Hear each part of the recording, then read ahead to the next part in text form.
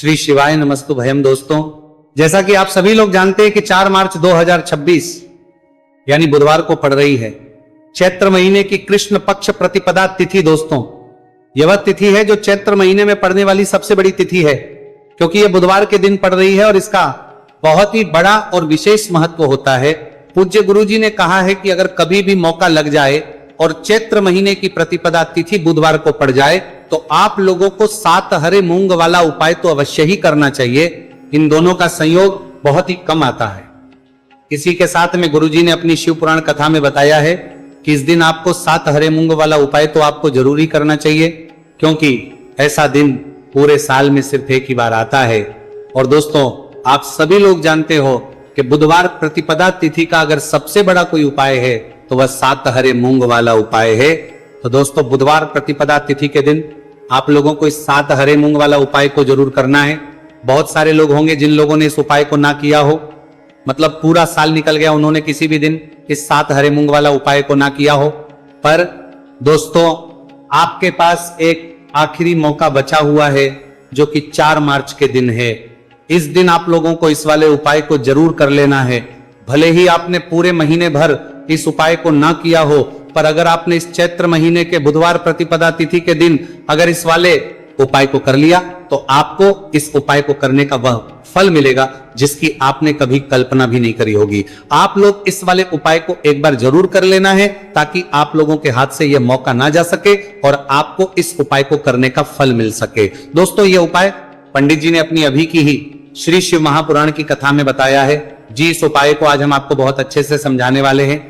इस वीडियो को देखने के बाद इस उपाय को समझने के लिए आपको कोई और वीडियो को देखने की जरूरत नहीं पड़ेगी। तो चलिए दोस्तों, उपाय को शुरू करते हैं। ये इस चैत्र महीने के बुधवार प्रतिपदा तिथि के दिन ये इतना खास होता है, इतना महत्वपूर्ण होता है। देखा गया है कभी कभी बड़े बड़े पूजा पाठ अनुष्ठान से जो मनोकामना पूर्ण नहीं होते, वह चैत्र महीने की बुधवार प्रतिपदा तिथि के दिन एक छोटे से उपाय करने से ही आपकी मनोकामना पूर्ण हो जाती है। और बहुत सारे लोगों ने इस उपाय को किया भी है और उनको इस उपाय को करने का फल भी जरूर मिला है। अगर आप लोग इस उपाय को करना चाहते हैं तो आप इस उपाय को पहले अच्छे से समझ लेना, सुन लेना, उसके बाद करना। आपको इस उपाय का फल जरूर मिलेगा। और इस उपाय को कर लेने से आपके घर में चाहे किसी भी प्रकार की दुख और समस्या क्यों ना चल रही हो, आपको उसका कारण भी नहीं पता है कि भाई ये समस्या किस कारण से चल रही है, उसका कुछ भी कारण हो सकता है, जैसे पितृदोष हो सकता है या किसी भी तरह का मंगल दोष भी हो सकता है। तो इस दिन आप लोगों को यह का उपाय कर लेना है। ये एक ऐसा उपाय है जिस उपाय को अगर किसी विशेष दिन पर किया जाए तो भाई उस विशेष दिन का जो है वह तो हमें मिलता ही मिलता है, पर हमने उस दिन पर इस उपाय को किया है तो हमें उससे भी बड़ा फल मिलता है और फल बहुत जल्दी मिलता है, क्योंकि आप इस उपाय को बहुत ही बड़े और विशेष दिन पर कर रहे हो। तो चलिए अब उपाय के बारे में बात करते हैं, लेकिन उससे पहले आप लोगों को यह जानना आवश्यक है कि आखिर ये उपाय किस समय करना है, किसको करना है और कैसे करना है। तो चलिए हम आगे आपको वीडियो में एक एक करके बता देते हैं। लेकिन उससे पहले अगर आप लोग हमारे चैनल पर पहली बार आए हैं या फिर मेरी आवाज आज पहली बार सुन रहे हैं तो हमारे चैनल को सब्सक्राइब जरूर कर लेना और इस वीडियो को लाइक करके कमेंट बॉक्स में श्री शिवाय नमस्तु भयम ओम नमः शिवाय जरूर टाइप कर देना। तो दोस्तों, इस 7 हरे मूंग वाला उपाय को हमें इस बुधवार प्रतिपदा तिथि के दिन कैसे करना है, किसको करना है, किस समय करना है और कहां करना है, ये सारे सवालों के जवाब आपको इस वीडियो में मिल जाएंगे। और जो ये वीडियो देखेगा भाई उसको 7 हरे मूंग वाला उपाय जरूर करना चाहिए, क्योंकि इस दिन एक हरे मूंग का भी बहुत ही बड़ा और विशेष महत्व होता है। और जब बात आ जाए 7 हरे मूंग वाला उपाय की तो ये सोने पे सुहागा वाली बात हो जाती है और ये एक बहुत ही बड़ा उपाय हो जाता है इस बुधवार प्रतिपदा तिथि का। तो अब दोस्तों, इस 7 हरे मूंग वाला उपाय को आखिर करना है, सबसे पहले हम लोग वो बात जान लेते हैं। तो देखो, घर की जो बड़ी माताएं बहनें होती है, उन माताओं बहनों में से कोई भी एक बड़ी माता बहन इस वाले उपाय को कर सकती है। और दोस्तों, अगर आप चाहे तो अपने घर में से सभी सदस्यों को भी इस उपाय को करवा सकते हैं। अगर किसी व्यक्ति की खुद की कोई मनोकामना है, खुद की कोई दुख और परेशानी है जो कि वो अपने लिए ही करना चाहता है, इस वाले उपाय को तो वो खुद अपने भी कर सकता है। बाकी अगर कोई घर में से ऐसा है जो कि अपने पूरे घर परिवार की सुख और शांति के लिए यह वाला उपाय करना चाहता है तो भाई वो भी कर सकता है, उसमें भी कोई दिक्कत वाली बात नहीं है। कहने का मतलब यह है कि इस उपाय को हर एक सदस्य भी कर सकता है और पूरे घर परिवार के सदस्य के लिए घर की बड़ी माताओं बहनों में से कोई एक माता बहन भी कर सकती है।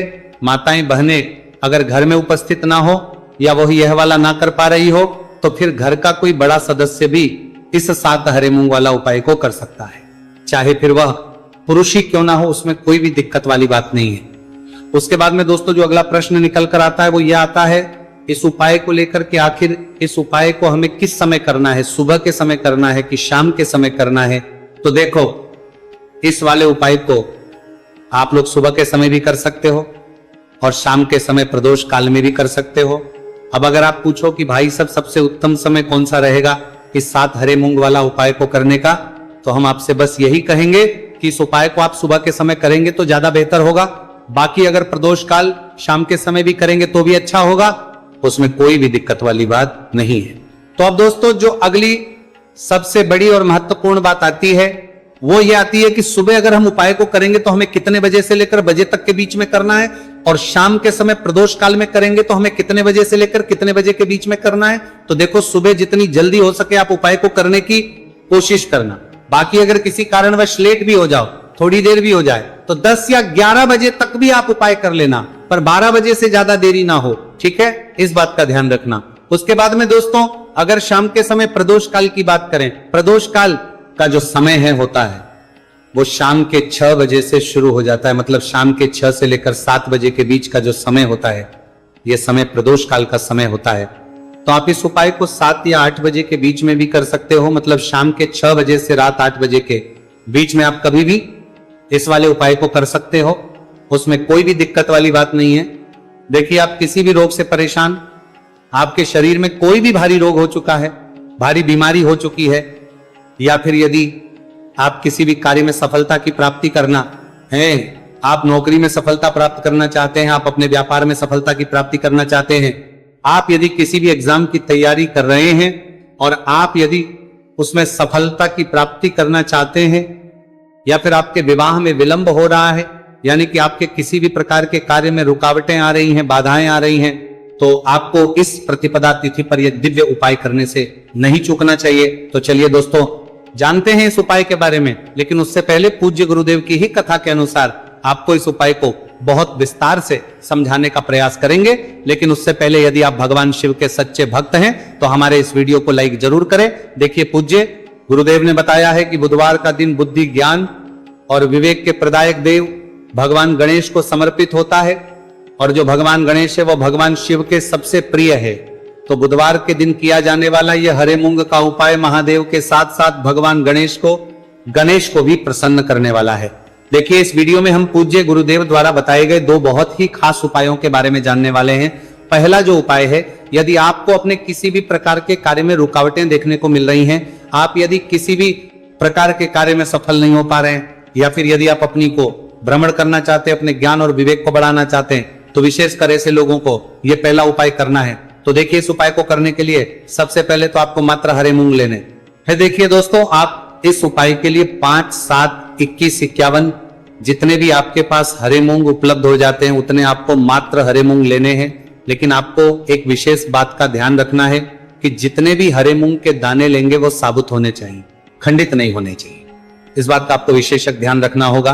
पूज्य गुरुदेव ने बताया है कि इस उपाय के लिए आपको मात्र हरे मूंग की ही आवश्यकता होगी। तो देखिए मात्र आपको जो ये हरे मूंग है इन्हें सीधे लेकर के पहुंच जाना होगा भगवान शिव के मंदिर में। देखिए दोस्तों गुरुदेव ने बताया है कि इस उपाय को आप सुबह से लेकर के शाम तक किसी भी समय में कर सकते हैं, लेकिन यदि आप पास समय है तो आप इस उपाय को प्रदोष काल के समय में भी कर सकते हैं, क्योंकि जिस दिन प्रतिपदा तिथि की तिथि होती है उस दिन प्रदोष काल के समय में साक्षात भगवान शिव शिवलिंग में ही विराजमान होते हैं। इसीलिए आपको पूरी कोशिश करनी है कि प्रतिपदा तिथि की तिथि पर आपको प्रदोष काल के समय में ही यह उपाय करना है। लेकिन किसी कारणवश यदि आपको समय नहीं मिल पाता है तो फिर आप इस उपाय को सुबह से लेकर के शाम तक किसी भी समय में कर सकते हैं। तो देखिए दोस्त सबसे पहले तो आपके पास जितने भी हरे मूंग, चाहे आपके पास 5 हरे मूंगे, 5, 7, 21 जितने भी हरे मूंगे, उन्हें आपको अपने सीधे हाथ की हथेली में रखने हैं और आपको अपनी मुट्ठी के अंदर इन हरे मूंग को बंद कर लेना है। अब देखिए, आपको ये जो हरे मूंग की मुट्ठी है, इसे सबसे पहले तो भगवान शिव के शिवलिंग से स्पर्श करवानी है। देखिए दोस्तों, आप सभी को पता है कि जब हम शिवलिंग पर कोई भी सामग्री अर्पित करते हैं, उससे पहले हम अपनी मुट्ठी के माध्यम से उस सामग्री को शिवलिंग पर स्पर्श करवाते हैं। तो सबसे पहले तो आपकी मुट्ठी में जो हरे मूंग है, उस हरे मूंग की मुट्ठी को आपको शिवलिंग पर स्पर्श करवानी है। और आपको इस हरे मूंग की मुट्ठी को वर्ष करवाते समय लगातार शिव महापुराण के मूल मंत्र श्री शिवाय नमस्तुभयम या फिर ओम नमः शिवाय, इस मंत्र का जाप करते रहना है। इसके बाद आपकी जो भी कामना है, जिस भी प्रकार के कार्य में आपको रुकावटें देखने को मिल रही हैं, आपके जीवन में जो भी बीमारी है, जो भी आपके जीवन में रोग चल रहे हैं, या फिर आप अपने जिस भी प्रकार के कार्य में सफलता की प्राप्ति करना चाहते हैं, यानी कि यदि आपकी किसी भी प्रकार की मनोकामना है, तो उसे आपको महादेव के समक्ष रख देनी है।